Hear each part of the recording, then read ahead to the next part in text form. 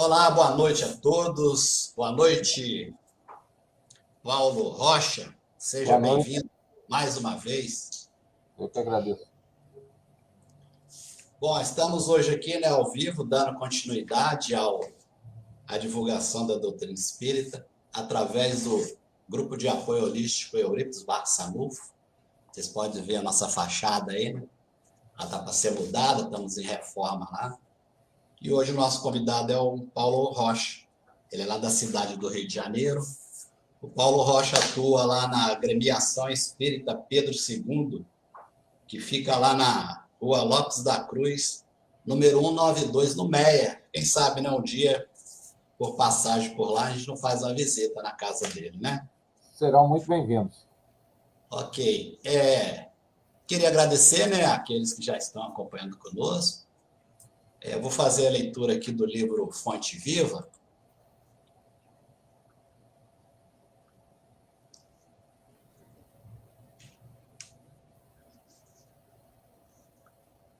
A lição de hoje é a de número 116.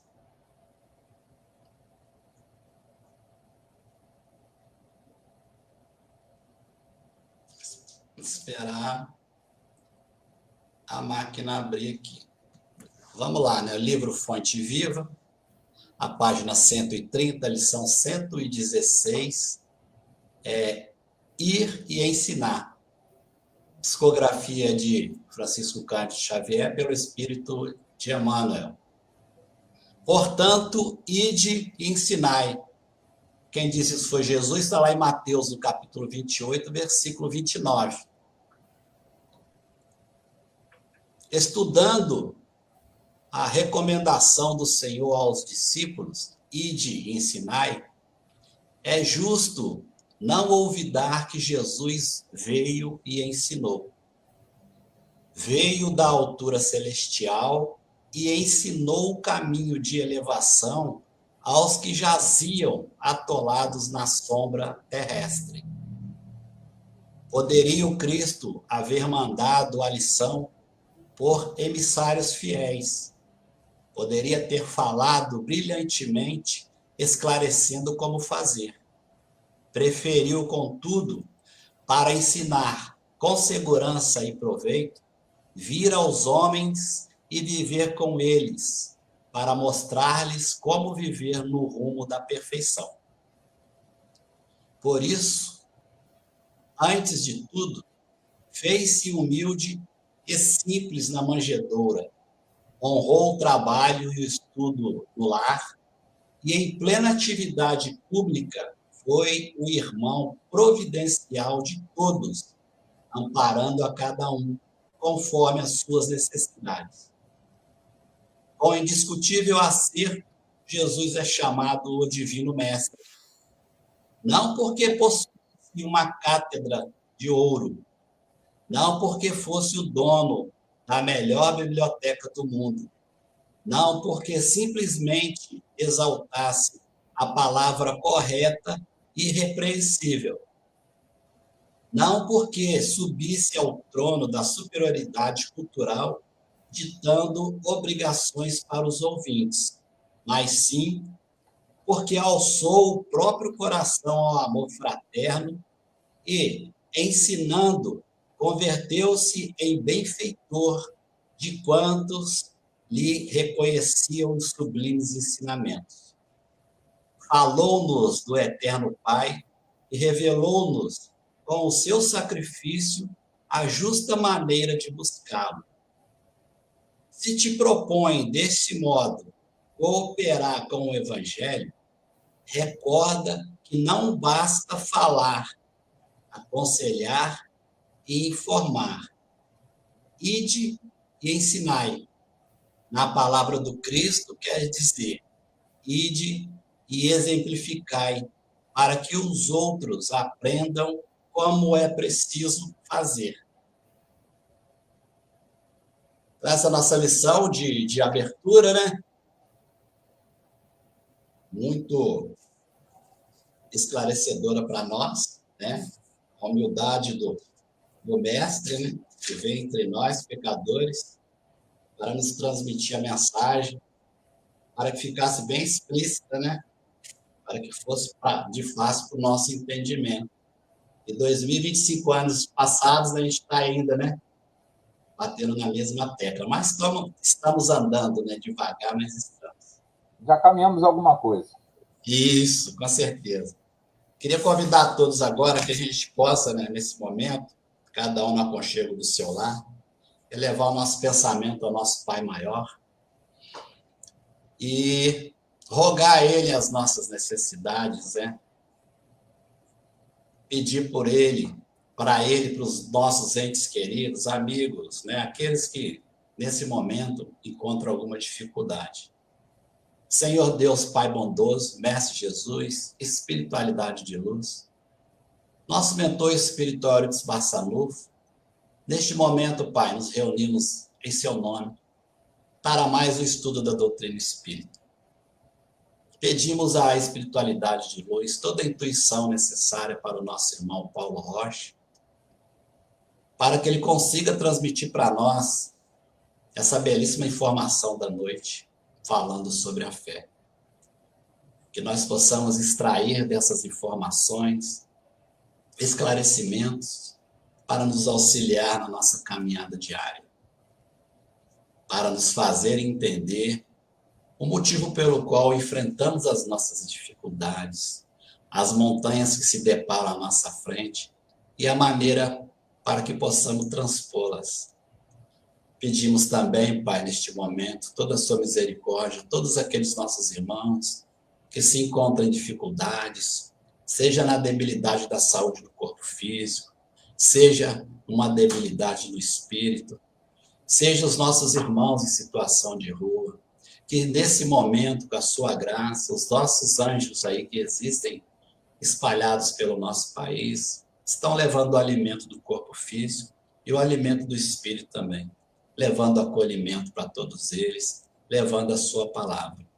Que o Senhor possa também estar presente em todos os lares representados aqui nesta noite e possa também, Pai, estar enviando seus mensageiros espirituais para que debaixo do nosso teto possa reinar a paz, o amor, a tranquilidade, a compreensão, para que tenhamos um bom convívio diário. Sendo assim, Pai, agradecemos mais uma vez por esta oportunidade, agradecendo mais uma vez o nosso irmão, pedimos a vossa permissão para darmos início à live da noite de hoje. Graças a Deus, que assim seja. Graças a Deus. Paulo, fica à vontade, daqui a pouco eu retorno. Tranquilo. Bom, antes de mais nada, eu queria agradecer por mais esse convite, por mais essa oportunidade. Para nós é sempre muito bom, né? Porque a gente é uma forma da gente se manter em estudos, né? E é sempre agradável poder batermos esse papo aqui juntos na noite de hoje, pedindo a Deus, ao nosso querido mestre amado, que nos ajude para que tenhamos todos uma noite agradável mesmo, né? Bom, eu não quero puxar a brasa para minha sardinha, não, mas eu quero dizer que esse assunto que a gente vai conversar hoje, gente, a fé transporta montanhas, como a gente está vendo aí, está no capítulo 19 do Evangelho, segundo o Espiritismo, né? É um dos assuntos mais importantes do Evangelho, né? É um dos assuntos mais importantes, um dos ensinamentos mais importantes que Cristo nos trouxe, né? Porque simplesmente a nossa fé é o meio pelo qual a gente se conecta ao Pai, né? A gente utiliza de orações, de preces, né? Mas a prece sem fé, a oração sem fé é vazia, né? A gente já sabe que, como até não é para, vamos dizer assim, para confrontar nenhuma outra linha religiosa, mas sabemos, por exemplo, que existe uma linha religiosa que coloca muita força na palavra, né? Agora eu pergunto para vocês, a palavra falada sem fé, ela tem alguma força? Na verdade, eu me permito dizer que a palavra tem a força que nós colocamos nela, né? Se a gente, por exemplo, fizer aqui o Pai Nosso, né? 500 vezes falando muito rápido, aquilo não vai ter força nenhuma. Agora, se a gente fizer uma única vez, mas colocarmos o nosso coração na nossa oração, colocarmos a nossa fé naquilo que a gente está... Perdão. Daquilo que a gente está falando, né? Não falar por falar, não falar jogando palavras ao vento, mas a gente realmente acreditando naquilo que a gente está falando, olha, aí sim, aí a palavra vai ter muita força, porque nós estamos, através da nossa fé, colocando força nessa palavra, né? Então, vamos começar o nosso estudo da noite de hoje, lembrando o significado, né, da fé. Não é muito fácil, parece fácil, mas não é muito fácil, né? Nós temos lá em Hebreus, capítulo 11, versículo 1, que a fé é o firme fundamento das coisas que se esperam e a prova das coisas que não se veem. Isso por si só já é muito profundo, né? É o firme fundamento das coisas que se esperam, né? Mas ela, ao mesmo tempo, a prova das coisas que não se veem. Então, a fé não é um sentimento, vamos dizer assim, superficial. Ela é extremamente concreta, né? A gente vai ver mais para frente que a fé não é uma lógica binária, como se fala, né? 0 ou 1, ou tem ou não tem. Não, a gente vai falar sobre isso. Mas ela é a prova das coisas que não se veem. Lá no dicionário, no Dício, né, que é um dos dicionários que tem aí na internet, diz que a fé é a primeira das 3 virtudes próprias da teologia, né, que são a fé, a esperança e a caridade. É claro, a gente já viu isso na nossa doutrina, que a fé sem obras é uma fé morta, né? Então, a gente precisa da realização da fé através da caridade. Mas a gente vai falar sobre isso também. Já no site do Wikipédia, eles colocam que a fé é a adesão de forma incondicional a uma hipótese que a pessoa passa a considerar como sendo verdade, como sendo uma verdade, sem qualquer tipo de prova ou critério objetivo. Por que eu estou falando isso? Para vocês verem que a definição de fé pode não ser exatamente absoluta, né? Dependendo da linha que você vai pegar para ter essa definição, né? Existem coisas distintas, né? Por exemplo, você pode ter fé que você vai conseguir algum resultado, né? Lá na frente a gente vai ver também que existe a fé divina e a fé humana.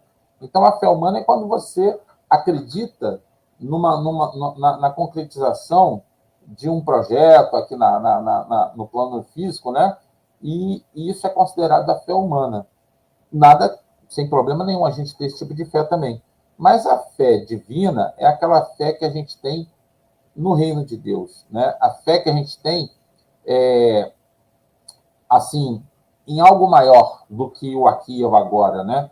Então, essa fé é que é a mais importante de todas, né? Então, a gente vai ver, para a gente contextualizar aqui, eu peguei lá do livro O Consolador, que foi ditado por Emmanuel a Chico Xavier, o significado, né, para a gente tentar entender que trem é esse de fé que a gente está falando, tem várias possibilidades, e na questão 354, é feita a seguinte pergunta: poder-se-á definir o que é ter fé? E aí Emmanuel responde para a gente, né? Ter fé é guardar no coração a luminosa certeza em Deus, certeza que ultrapassou o âmbito da crença religiosa, fazendo o coração repousar numa energia constante de realização divina da personalidade. Conseguir a fé é alcançar a possibilidade de não mais dizer eu creio, mas afirmar eu sei. Você já percebe que quando a gente fala que realmente a gente tem fé, não há a menor chance de dúvida, né? A gente já coloca a coisa de uma forma diferente, da forma eu sei. E aí ele continua dizendo, eu sei com todos os valores da razão tocados pela luz do sentimento. Note, Emmanuel já coloca a fé alinhada à razão. Não é aquela fé, vamos dizer assim, cega, né? É uma fé raciocinada. E aí ele continua.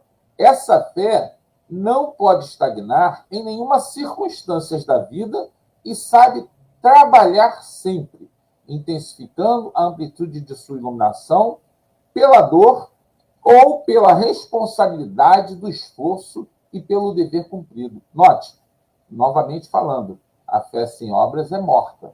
A fé, ela só vai ser forte se ela estiver, vamos dizer assim, pavimentada sobre uma base de trabalho, né? A gente precisa colocar essa fé em atividade, né? Em atividade aí, bem entendido, através da caridade, para que ela seja fortalecida, né?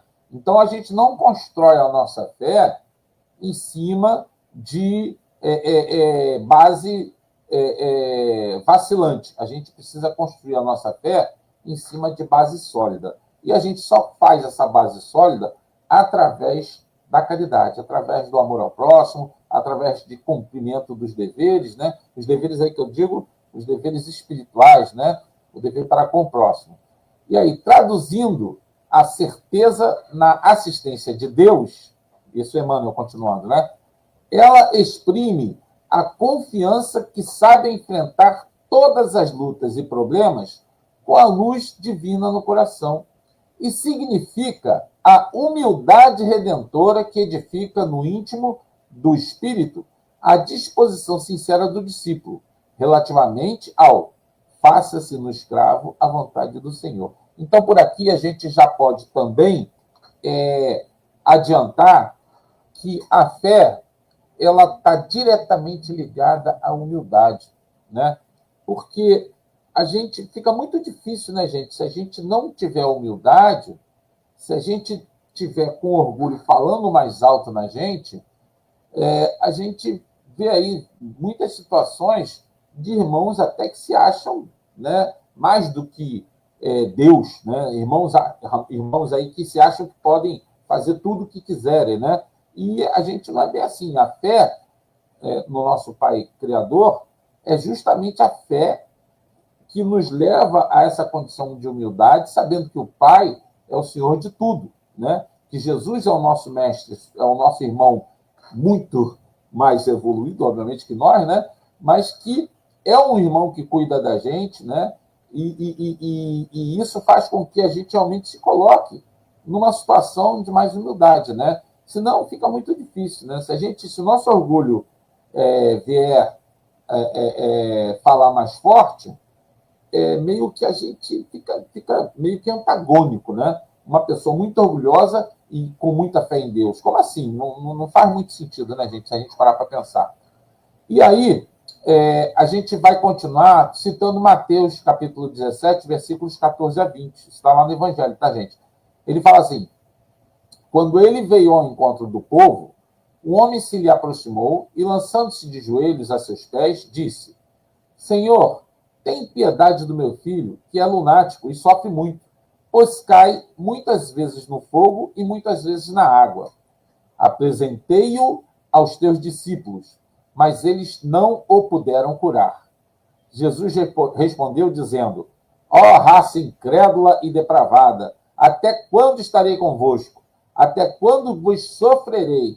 Óbvio que Jesus, quando fala vos sofrerei, é porque ele está vendo a nossa dificuldade de acreditar naquilo que ele fala, né? A gente escuta, acha que faz sentido, mas a gente ainda não assimila aquilo, né? E ainda vacila muito. Então, ele usa essa palavra, até quando vos sofrerei, né?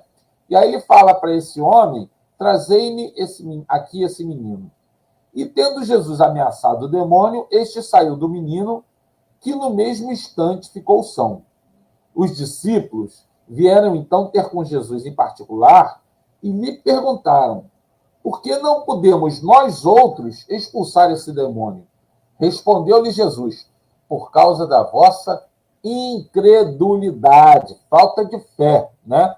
E ele fala assim: pois em verdade vos digo, se tivesseis vós a fé do tamanho de um grão de mostarda, diríeis a esta montanha: transporta-te daí para ali, e ela se transportaria. E nada vos seria impossível.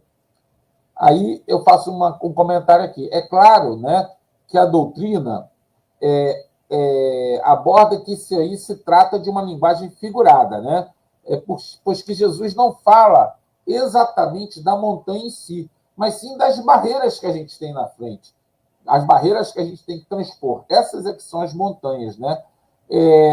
E essas barreiras que a gente tem que transpor, muitas vezes, gente, não são nem barreiras físicas, tá? Às vezes são barreiras espirituais, né? Por exemplo, o nosso orgulho, o nosso egoísmo, a nossa vaidade, né? Como é difícil a gente ainda superar o nosso orgulho. Como é difícil para nós ainda nós praticarmos o altruísmo sem pensar em nenhum tipo de recompensa, né? E às vezes até não se pensa em recompensa aqui agora, mas eu estou fazendo isso porque eu estou comprando um lugarzinho no céu, eu estou comprando, sabe, uma situação boa, ou seja, está esperando alguma coisa, está fazendo bem, mas com o interesse de ter alguma coisa em troca. Muitas vezes se faz aqui mesmo, né? Eu, por uma questão de ética aqui, eu vou comentar um caso de uma situação, mas não vou falar o nome da pessoa, prefiro não falar. Mas naquela situação que teve, nas primeiras lá chuvas torrenciais que causaram deslizamentos lá em Petrópolis, Teresópolis, eu não lembro bem se foi Teresópolis ou Petrópolis, enfim, mas tiveram toda aquela dificuldade, Nova Friburgo, né? E teve todo um clamor público, né, para ajudar. Mas teve gente que ajudou, mas se preocupando em ficar bem na foto, né? Ou seja, fez a caridade, ótimo que tenha feito, mas infelizmente deu aquela derrapada aparecendo na foto, né? Não lembrou, muito provavelmente, daquela passagem do Evangelho que não saiba a mão direita do que fez a mão esquerda. Então, gente, a nossa obra, ela precisa ser, a caridade precisa ser feita para ter maior valor, ela precisa ser feita realmente sem nenhum interesse, fazer o bem sem olhar quem e não esperar realmente nada em troca, né?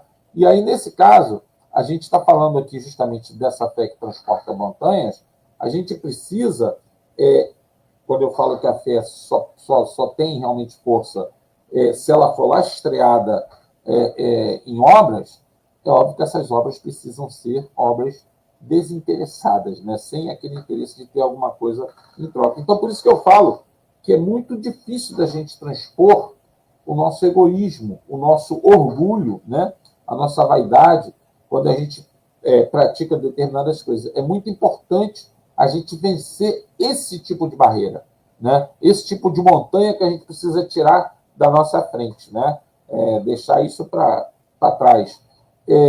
E eu gosto sempre de falar, gente, que se Deus é perfeito, as leis divinas são perfeitas e as leis físicas estão dentro das leis divinas. Então, é claro que quando Jesus fala para uma montanha sair dali para lá, a montanha não vai pegar, levantar, sair e sair andando e ir para lá. Isso não faz nem menor sentido. Realmente é figurativo esse tipo de colocação que Jesus nos fala. E aí, voltando à passagem de Mateus, tem um detalhe, né, muito importante que a gente chama a atenção, que muitas vezes a gente acaba acreditando, né, que a fé, como a gente falou lá atrás, no início, ou tem ou não tem, né? E aí, se a gente acreditar nisso, a gente pode acabar pensando que a gente falhou em alguma coisa porque a gente não tem fé, ou se a gente achar que tem, a gente entrar naquele questionamento. Mas eu tenho fé, por que eu não movo a montanha? Né? E aí o detalhe da passagem de Mateus é que ela fala da fé do tamanho de um grão de mostarda, né? Olha, se Jesus fala fé do tamanho de um grão de mostarda, é óbvio que aí a gente já pode entender que a fé pode ter vários tamanhos, né? Ela pode variar do quase nada a uma fé muito forte. Só que, quando eu falei no início que não queria puxar a brasa da minha sardinha, para a minha sardinha, porque esse assunto é um dos assuntos da maior importância, Jesus, quando fala da fé, ele fala que se a gente tivesse a fé do tamanho de um grão de mostarda, a gente já se livraria de todas as montanhas que estão na nossa frente, né? Elas simplesmente sairiam. Eu sempre penso, né, naquele super-herói do Hulk, né, da Marvel, né, que ele gosta de dar pulos assim, que vai de um prédio para outro, né, pula em cima de uma montanha. Então, é como se a fé fizesse aquilo ali na gente, né? Desse uma força tamanha para a gente, que a gente saltava por cima das nossas montanhas e elas iam acabar parecendo um quebra-molazinho, né? Sabe, um solavancozinho, e a gente passaria muito fácil. E é justamente isso. A fé é essa força de longe, gente, de longe, com muita certeza, sem medo de errar, a fé é de longe a maior força que nós temos. Por quê? Porque é a nossa conexão com o Pai. Esse Pai de infinito amor, de infinita bondade e infinita força. Então, quando nós chegarmos a um nível de maturidade espiritual que ainda está muito à frente de nós vamos chegar naquela condição que Jesus falou: vós sois deuses e vós fareis muito mais, tudo que eu faço e muito mais. Porque Jesus sabe que nós vamos chegar até lá. Demora. Ninguém vai virar santo da noite para o dia. Mas se a gente escolher trilhar o caminho certo, a gente chega lá bem mais rápido. A gente faz com que nossa fé vá se fortalecendo e rapidamente a gente vai começar a tirar de letra muitos dos problemas que hoje a gente julga, sabe, verdadeiras montanhas. Então, essa noção principal que a gente tem que ter aqui, de que a fé não é ou tem ou não tem. Até porque todos nós, sem exceção, Deus já coloca na gente, quando ele cria, nos cria simples e ignorantes, ele já coloca lá um germezinho inicial da fé. Tanto é que se a gente pegar nos primórdios aí da história da humanidade, a gente tem muitos exemplos de assim, povos que já tinham aquela consciência de que existia uma força maior, né? Que existia algo superior. Então, isso já era uma crença, já era o início da fé. Então, a gente já nasce, quando é criado, com essa fé. Então, ninguém deve dizer que não tem fé. Pode dizer que a fé é pequenininha, isso aí tudo bem, faz parte. Mas, justamente, esse papo que a gente está batendo aqui é visando o quê? Visando a gente despertar para isso, que todos nós temos fé, e visando despertar para a necessidade da gente fortalecer essa fé, né? Então, vamos dar sequência aqui. O nosso trabalho, nesse sentido, passa a ser desenvolver a nossa fé. Isso porque podemos afirmar que a fé, como eu falei, é um sentimento inato, né? Mas a gente tem que entender que a gente, como eu falei, a gente não vai virar santo da noite para o dia. A gente precisa trabalhar fortemente isso dentro da gente, né? E aí, continuando, dizia assim, lá em Marcos, capítulo 4, versículo 30 e 32. Jesus dizia: como assemelhamos o reino de Deus, ou em que parábola nós colocamos ele? Aí Jesus fala: como um grão de mostarda que, quando semeado sobre a terra, é a menor de todas as sementes, mas quando semeada, sobe e se torna a maior de todas as hortaliças. Produz ramos grandes, de modo a poderem as aves do céu alinhar-se sobre a sua sombra. E é interessante a gente dizer o contexto dessa parábola, né, do grão de mostarda, só para vocês entenderem, né? Entre os rabinos naquela época, havia vamos dizer assim, um conceito, né, que eles diziam que um grão de mostarda, né, entre parênteses, entre aspas, né, um grão de mostarda, era uma expressão usada para qualquer coisa de dimensões muito pequenas, né? Qualquer coisa que fosse ínfima, né? Muito pequenininha. Ah, isso aí é um grão de mostarda. Tinha esse linguajar, né, naquela época, né? E justamente os rabinos eles ficavam maravilhados, né, com como é que um grãozinho de mostarda pudesse se tornar uma árvore tão frondosa, né? Não foi à toa que Jesus utilizou esse sentimento nessa parábola, quando sinaliza que a fé é uma força tão potente, mas tão potente, que mesmo do tamanho de um grão de mostarda, ela tem o poder de produzir coisas grandiosas, né? A ponto de remover as montanhas do nosso caminho. E aí, gente, eu não sei se vocês conhecem, né, o grão de mostarda, mas eu trouxe aqui uma imagem. Olha o tamanho do distinto aí, gente. Quem estiver acompanhando a gente e estiver vendo as imagens, olha o tamanho que é o grão de mostarda.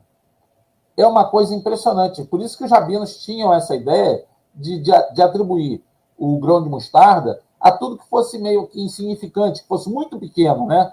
E aí, só que eles se impressionavam, porque esse grão de mostarda se transformava nessa hortaliça aí, ó.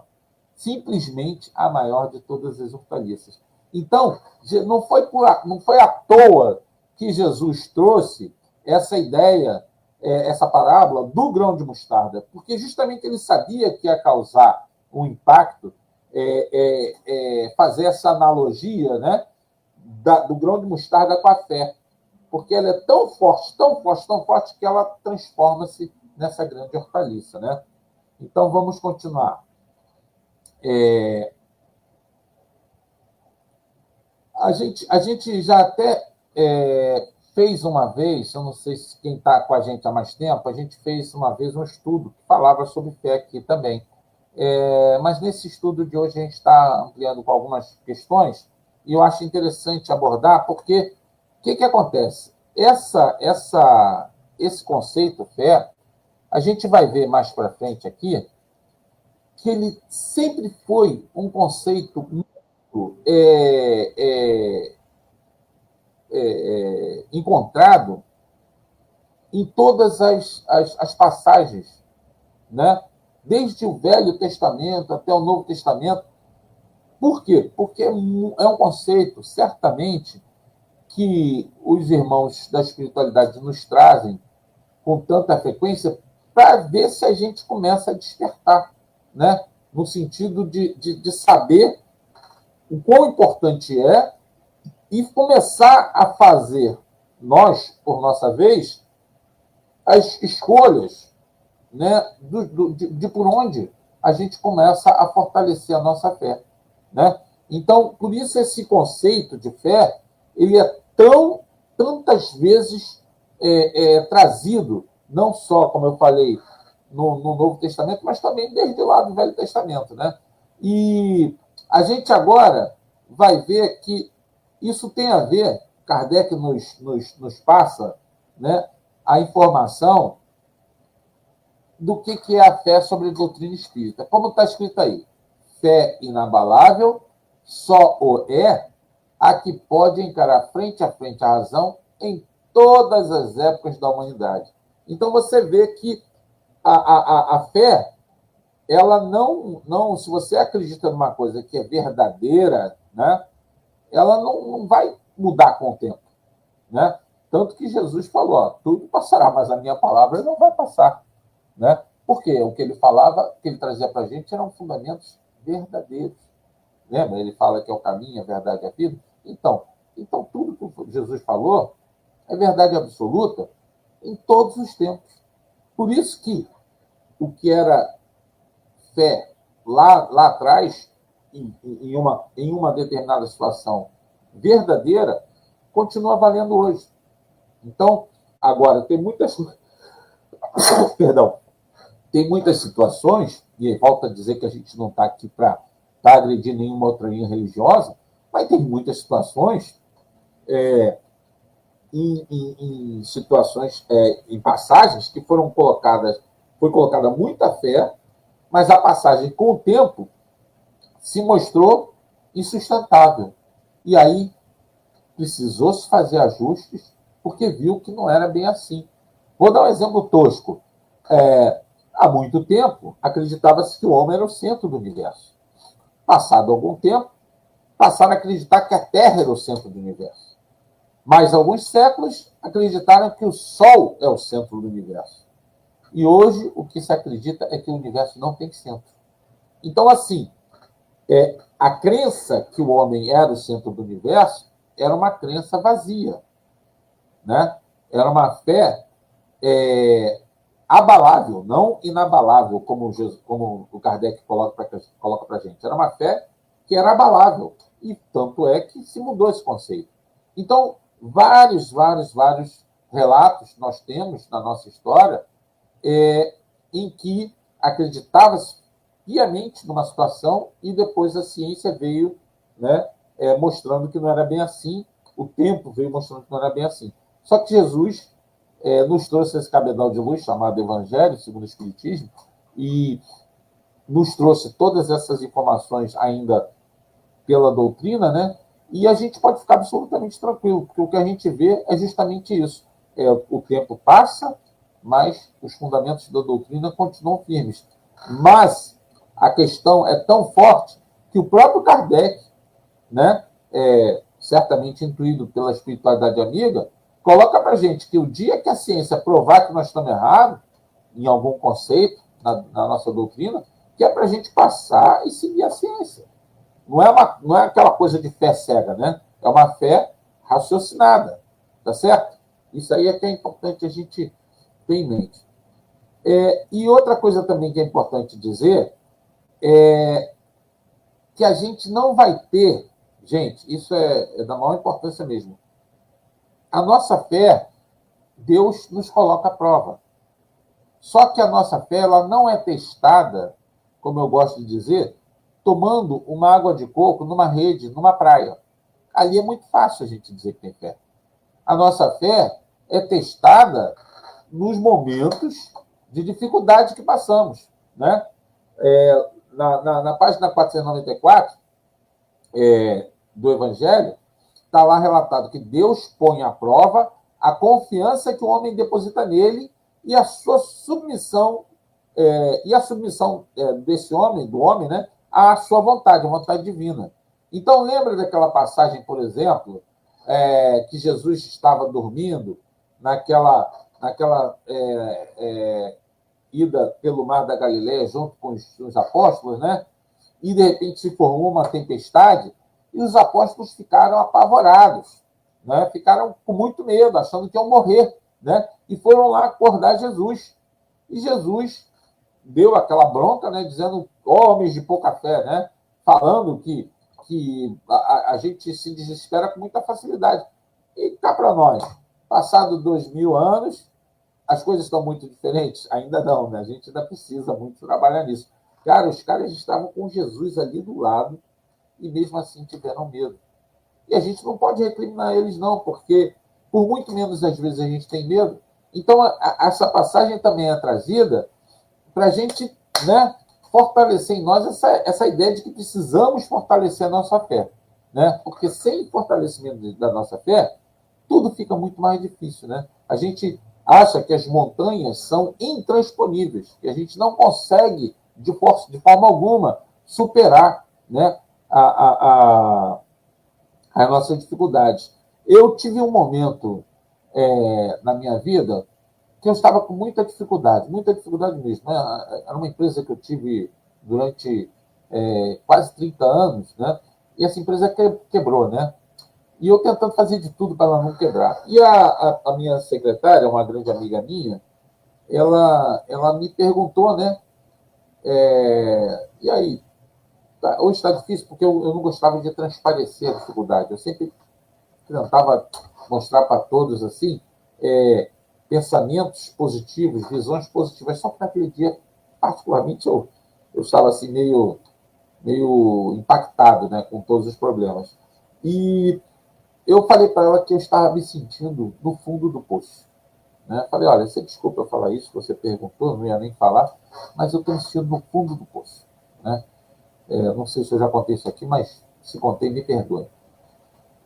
E eu já, na época, eu acho que ainda não tinha entrado ainda para a doutrina espírita, mas eu já me entendia, né, muito próximo da doutrina, porque os fundamentos da doutrina sempre fizeram muito sentido para mim. Depois, quando eu entrei para a doutrina, foi muito fácil para mim, porque eu vi ali um cabedal de informações, né, de conceitos, que tinham tudo a ver com a minha forma de ver a vida. Mas, nessa época, eu não estava ainda firme na doutrina, não tinha entrado ainda, por assim dizer. E eu acabei comprando, por acaso, né? A gente sabe que o acaso não existe, mas eu acabei comprando, por acaso, um livro de um pastor. Porque eu gostei do livro, né? O livro era alguma coisa do tipo Desenvolvendo a Fé, alguma coisa assim, né? E aí eu fazia a leitura desse livro pedalando à noite. Nesse mesmo dia que eu falei que eu estava no fundo do poço, não sei se eu já comentei isso aqui, eu li um capítulo novo. O pastor perguntou para uma senhora que tinha passado por campos de Auschwitz, né? Então ela agora tinha passado o horror da guerra, né, do nazismo, e tinha perdido a mãe e a irmã nessa guerra, e ela agora vive fazendo palestras motivacionais. E ele foi jantar com ela, e ele relata que chegou no jantar e perguntou para ela: o que você diria para alguém que tivesse assim uma situação muito difícil, né? Muito complicada, sem ver uma luz no fundo do túnel, enfim, sem forças para superar as dificuldades. E a resposta dela bateu em mim assim, sabe, tapa com luva de pelica, sabe o que é? Ela falou assim: eu diria para ele que nenhum poço é tão fundo que a corda de Deus não alcance. Eu tinha falado naquele mesmo dia de manhã que estava me sentindo no fundo do poço. É claro que eu pedalando lá, eu comecei a chorar, chorava copiosamente, né, pedindo perdão a Deus, porque foi o momento que eu fraquejei na fé. Mas, assim, a gente precisa entender que esses momentos fazem parte, né, da nossa caminhada. Esse momento acabou me fazendo ficar um pouco mais forte na fé, e é desses momentos que a gente precisa. E agora, a gente vai falar aqui de uma coisa assim que eu achei muito legal colocar aqui, que é o seguinte: algumas dicas de como fortalecer a nossa fé. Então, primeira dica: a gente fazer sempre o estudo e procurar compreender os princípios da nossa doutrina. Às vezes fica um pouco chato a gente ler o Evangelho uma vez, ler o Evangelho a segunda vez, né?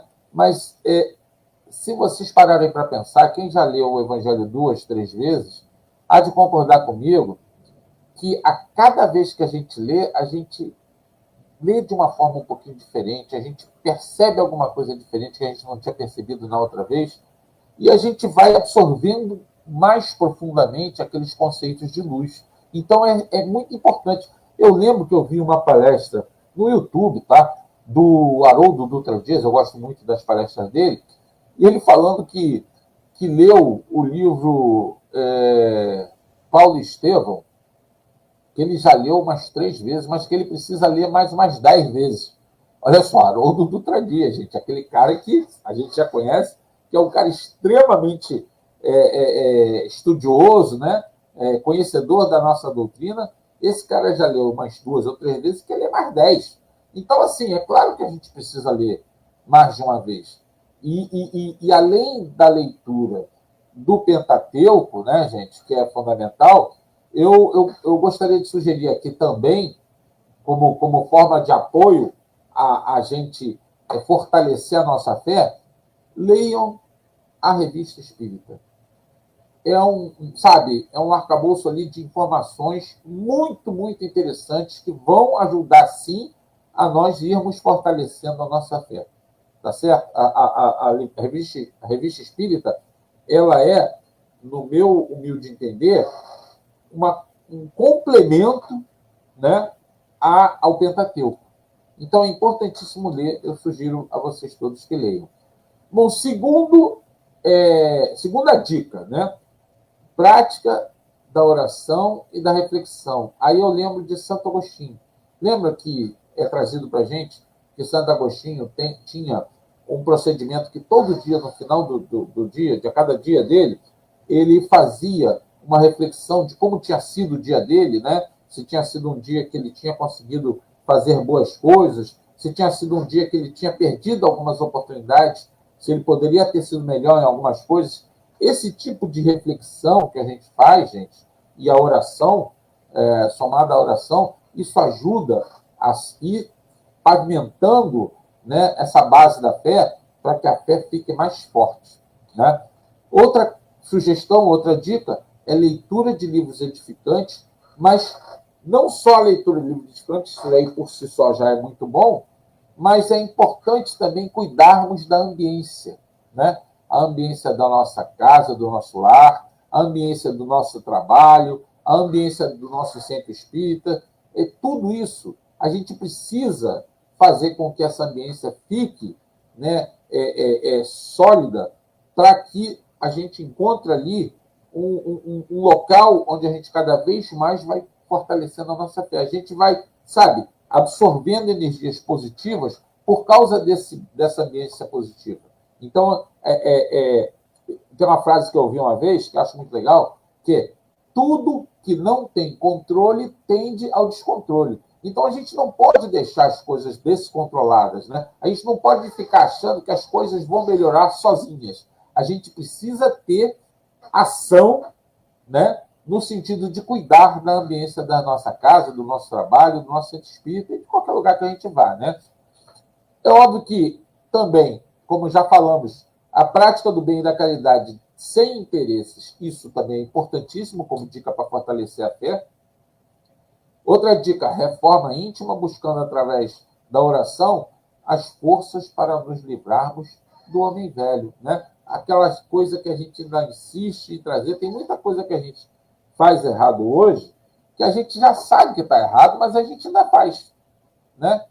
Por que será que a gente ainda faz determinadas coisas que a gente sabe que está errado? É porque a gente ainda não aprendeu a abrir mão disso, a desapegar isso. Então, a gente precisa trabalhar firmemente essa reforma íntima, buscando dizer adeus a isso que não mais nos interessa. E aí eu lembro sempre aquela passagem de Paulo, né, que Paulo falava, eu não vou lembrar qual foi a carta, mas ele falava assim: hoje não sou mais criança, criança faz coisas de criança, hoje sou homem. Hoje eu preciso fazer coisas de homem. Ou seja, a gente não pode, não deve, né? E aí Paulo fala que tudo é lícito, mas nem tudo nos convém, né? Então a gente não deve fazer coisas de criança, né? A gente não deve mais repetir esses erros do passado. E aí eu vou falar para vocês, se a gente conseguir deixar para errar só em coisa nova, já está bom, né? Se a gente parar de repetir os erros velhos, já estamos começando a trilhar um bom caminho, né? Então, é disso que eu estou falando, reforma íntima para se livrar do homem velho, né? E outra dica, participação em comunidades espíritas. Isso que a gente está fazendo aqui agora, né? A gente está aqui realizando um estudo, isso aqui é importantíssimo, né? Não só porque o assunto aqui é fé, mas esses trabalhos, né, em centros espíritas, né, onde a gente pode participar da sopa, pode participar de reuniões mediúnicas, pode participar de passes, enfim, tem uma gama muito grande de trabalhos que a gente pode fazer, mas é importante que a gente participe desse contexto, porque isso aí ajuda também a nós termos esse fortalecimento na fé. E, por fim, a dica que eu dou é o seguinte: a gente procurar ter confiança realmente na justiça e na providência divina, tá? Não é como se diz, jargão pronto, mas na medida que a gente confia na justiça divina, a gente para de se preocupar, né? Porque a gente entende que Deus, sendo um Deus de infinito amor, Pai de infinito amor, infinita bondade, e que só o nosso bem quer, nada, absolutamente nada, que não for bom para nós, mesmo que à primeira vista não seja tão bom, mas nada que não for bom para nós vai nos acontecer. Aí eu coloco sempre aquela imagem de que se a gente quer ver o BOP fazer uma ação numa comunidade perigosa, a gente está procurando o quê? Bala perdida, né, gente?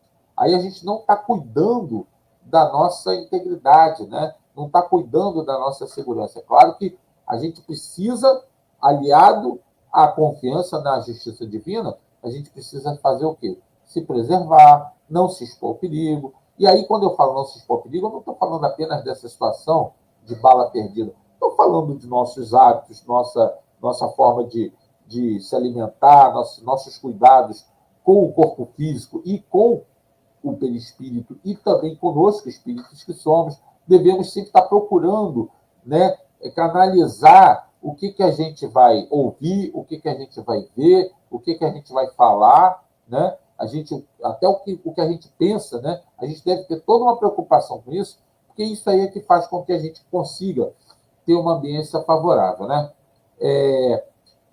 Eu queria mostrar para vocês, né?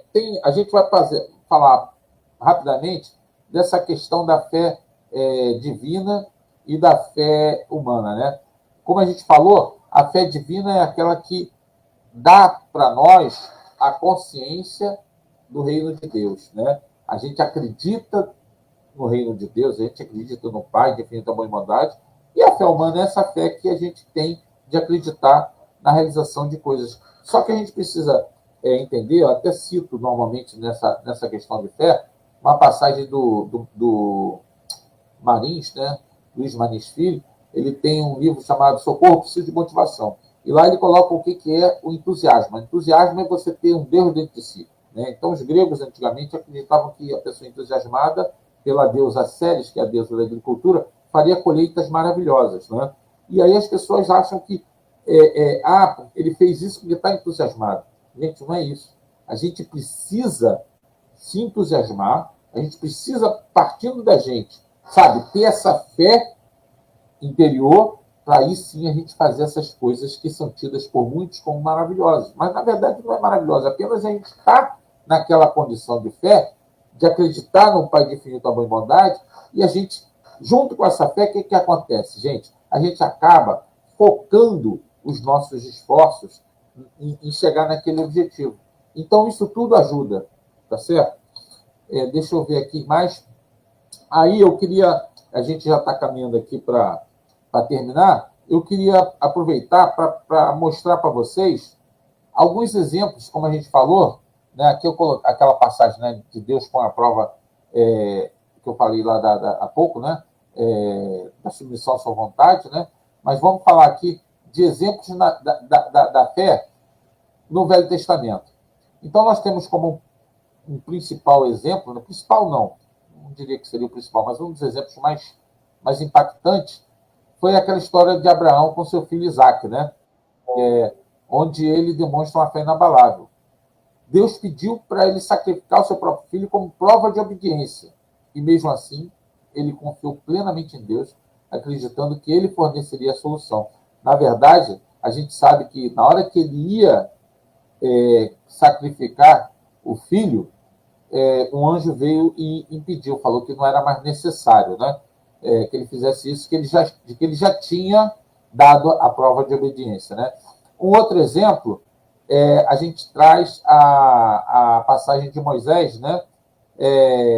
Que, né, seguindo a orientação de Deus, conduziu o povo para fazer a passagem, aquela famosa passagem pelo Mar Vermelho. Gente, aqui eu queria passar para vocês uma interpretação minha, tá? Como a gente fala sempre que as leis divinas são perfeitas e as leis da física estão dentro das leis divinas, a gente sabe que essa coisa de milagre, para a gente da doutrina espírita, nós espíritas, isso não existe, né? O que existe são situações que muitas vezes a gente não entende. Então, eu queria passar para vocês só uma ideia, porque eu vivenciei uma situação que talvez ajude a explicar essa questão da passagem de Moisés no Mar Vermelho. Quem já foi a São Luís do Maranhão, quem já teve a oportunidade de ir lá, eu fui lá diversas vezes, porque eu tinha um cliente lá. Gente, São Luís é uma ilha, né? E essa ilha fica conectada ao continente por uma ponte. Essa ponte, gente, ela é relativamente alta, tá? Só que eu não sei se é do conhecimento de vocês, São Luís é um dos locais do Brasil com a maior taxa de variação da maré. Eu teve dias, né, teve hora que eu passei ali, naquela ponte, e embaixo não tinha água nenhuma, o chão estava seco. E tinha hora que eu passava e tinha água pra caramba, tipo 8 metros de água. Vocês estão entendendo? Dizem que lá a variação pode chegar a 12 metros. Mas 8 metros de água, imagina uma ponte longa com 8 metros de água embaixo. É muita água, gente, entendeu? Então, a minha interpretação dessa passagem, não quero ferir a fé de ninguém, mas a minha interpretação dessa passagem do mar abrir no meio, eu acho que Deus conduziu Moisés a um ponto onde realmente o povo pôde passar, né, em determinada hora, que a maré estava muito baixa, né, mas aí o povo passou, né, e quando os egípcios chegaram lá, a maré já estava alta, ou até quando eles estivessem fazendo a transposição lá, a maré enchesse e pegasse eles no meio do caminho e deve ter morrido muito egípcio. Então, eu estou só dando uma interpretação, não estou querendo aqui dizer que essa é a verdade, estou falando de novo que é uma possibilidade, né, que seja esse o caso, mas isso não muda em nada a ação de Deus ao conduzir Moisés para livrar o povo através daquela passagem. A coisa continua sendo muito significativa, mas talvez não haja essa questão aí de literalmente o mar abrir no meio. Talvez tenha sido uma questão de variação de maré, como eu vi lá em São Luís, que é muito significativa, tá? E aí a gente vai para o próximo exemplo, o exemplo de Daniel na Cova dos Leões, né? Quem de nós faria o que esse camarada aí fez, né, gente? Camarada, com todo respeito, né? Como é que ele pôde entrar numa cova de leões onde, né, tradicionalmente, quem entrasse lá era devorado pelos leões? Isso é ou não é um exemplo da fé em Deus, assim, dos mais significativos, né, gente? Realmente é uma passagem ímpar. E eu estou só trazendo isso aqui para vocês verem que desde o Velho Testamento nós temos exemplos fortes de fé, né? E aí vamos continuar, porque a nossa hora está caminhando. Há também a questão da passagem de Davi e Golias, né? Como é que alguém em sã consciência, com esse tamanho aí do Davi, poderia encarar um gigante como esse de Golias, né? E Davi foi lá, e movido por essa fé em Deus, que ele poderia derrotar aquele gigante, ele não se amedrontou e foi, né? Então também é um exemplo legal de fé. Um outro exemplo, que talvez seja um dos mais fortes, né, é o de Jó, né, gente? Jó, não sei se vocês lembram, mas ele era assim, um pai de família extremamente exitoso, né? Exitoso no sentido de êxito, né? De sucesso mesmo, né? De tudo que ele se fazia na vida. Ele tinha fazendas, ele tinha gado, ele tinha várias... uma condição muito interessante. E ele foi atentado, né, por uma passagem bíblica de que o diabo estava duvidando da fé dele junto a Deus, porque ele só tinha aquela fé porque ele tinha tudo aquilo, né? E Deus, então, teria permitido, conforme está no Velho Testamento, que ele fosse tentado e ficasse desprovido de tudo que ele tinha. Até a família dele foi embora, né? Abandonou ele. E vocês veem o que está escrito aí, né? Jó coloca que mesmo naquela situação que ele falou assim, mesmo quando perdeu tudo, ele declarou, embora ele me mate, ainda assim eu confiarei nele no Pai, né? Então, é um exemplo assim, totalmente, né, muito forte, né, de fé, né? Rapidamente aqui, a fé no Novo Testamento, nós temos aquela passagem de Pedro andando nas águas, né? Quando viu Jesus flutuando sobre as águas, Jesus chamou ele para caminhar até ele, e Pedro foi, começou a caminhar, e daqui a pouquinho Pedro vacilou na fé. O que aconteceu? Afundou, né? Então, isso é que a gente tem que tomar cuidado, né? De tentar fortalecer nossa fé, mesmo diante de um perigo eminente, como é caminhar nas águas, né? A gente precisa manter a nossa fé forte, que é aquilo que faz com que a gente supere aquele obstáculo. Nós temos também um excelente sinal de fé, que foi a daquela mulher que sofria da hemorragia há 12 anos, né? Ela confiando que bastaria tocar na túnica de Jesus, que ela ficara curada, e assim aconteceu, né? Jesus, até no meio daquela multidão, falou: opa, alguém me tocou. Os apóstolos ficaram: Senhor, tem todo mundo está te tocando aqui, né? Ele falou: não, mas alguém me tocou e tirou um talento de mim. Ele sentiu, e aí a mulher falou: não, senhor, fui eu que te toquei. E ele virou para ela: pode ir, porque você está curada, né?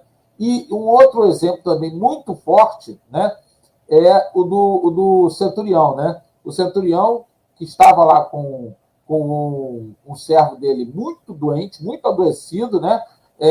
Ele soube que Jesus estava passando em determinado local, ele foi até lá, distante o local de onde o servo dele estava, né? Ele foi até lá e, chegando lá, ele vira para Jesus e fala: Senhor, diz uma palavra que o meu servo estará curado. Então, olha só que nível era a fé desse centurião, né?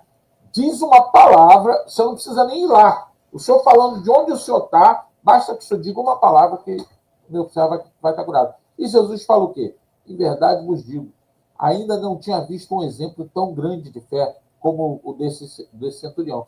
Então, gente, só para a gente ver que realmente a fé, ela colocada, e aí não falamos todos os exemplos, né? Se a gente for ler lá o Evangelho, tem vários outros exemplos de como a fé é extremamente potente e faz, por exemplo, o exemplo daquela senhora, a filha de Jairo, né? Que era tida como morta, né?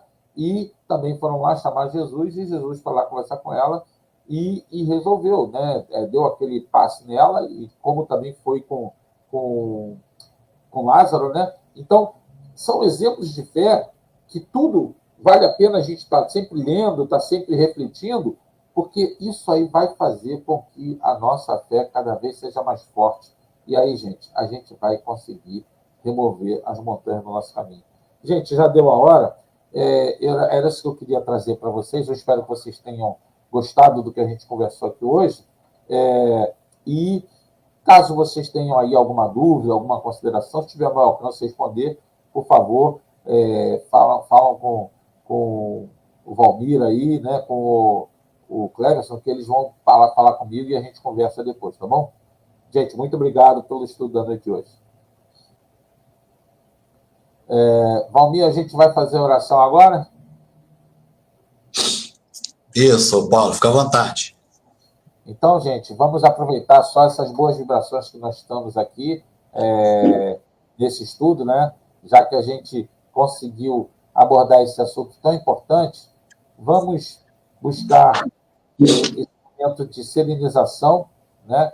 Vamos, por um momento que seja, livrar os nossos corações de todo e qualquer problema, de todo e qualquer preocupação que a gente tiver, pois que esse Pai é um Pai de infinito amor e bondade, ele sabe muito bem aquilo que nós precisamos.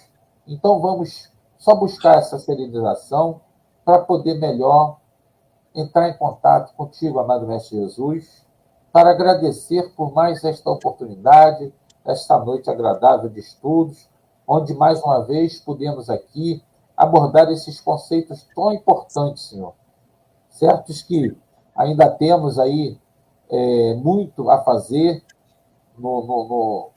nesse aprendizado, né? Muito a fazer na assimilação desses conceitos e, mais ainda, na colocação em prática de todos esses conceitos de luz que o Senhor nos trouxe através desse Evangelho, através dessa doutrina tão maravilhosa, que possamos, amado Mestre Jesus, retornar ao convívio com os nossos familiares, levando um pouco dessa luz que estamos aqui abordando, absorvendo, e te pedindo, Senhor, que fortaleça sempre em nós esse compromisso com a reforma íntima, para que consigamos fazer sempre bom uso dos recursos que o Pai nos concede a cada dia, evitando desperdiçar qualquer que seja um deles, desperdiçar o tempo, desperdiçar a fala, a nossa capacidade de pensar, de raciocinar, buscando, enfim, Senhor, colocar em prática esses ensinamentos tão valiosos que o Senhor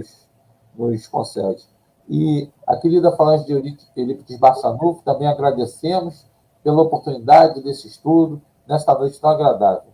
Fica conosco, Senhor, agora e sempre. Que assim seja, graças a Deus.